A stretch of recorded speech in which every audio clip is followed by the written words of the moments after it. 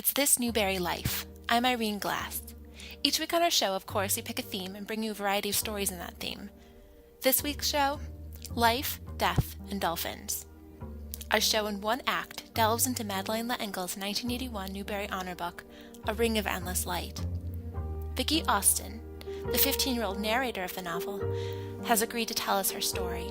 Because this program is usually for the radio, Vicki has agreed to accompany her story with images from her childhood scrapbook.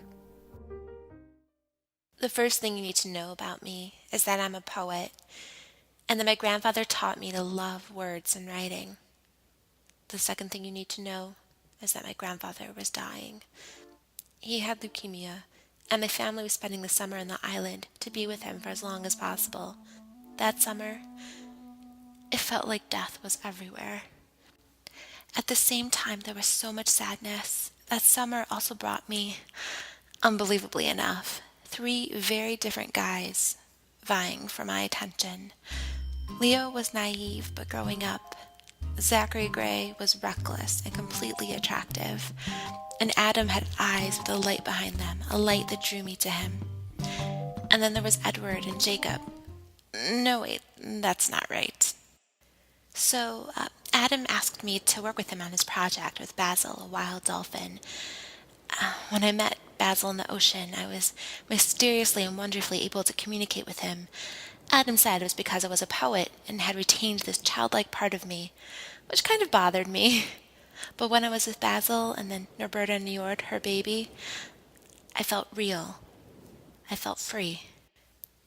But then my grandfather had to be rushed to the hospital, and Zachary brought me there and deserted me.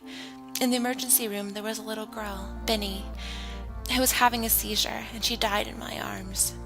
I was utterly alone and lost, and nothing made sense. And then Adam appeared and told me I'd called him in his sleep. But then the darkness consumed me. It wasn't dazzling like my grandfather's poem, and nobody could save me from it. I remember then being lifted into someone's arms. Adam was holding me and brought me to the ocean. He swam with me in the water, and the dolphins came, Basil and Norberta and Njord, and they jolted me out of the darkness, and I soared through the air holding on to Njord's fin, our bodies spraying off dazzles of light, pure and endless light. This episode of This Newbery Life is brought to you by the American Library Association, the New York Public Library, and the Chicago Public Library. You can find out more about these incredible organizations on their websites. Management oversight for our show by our curator, James Kennedy, who says all of his success is because I was a poet and I retained this childlike part of me. We'll be back next week with more stories of This Newbery Life.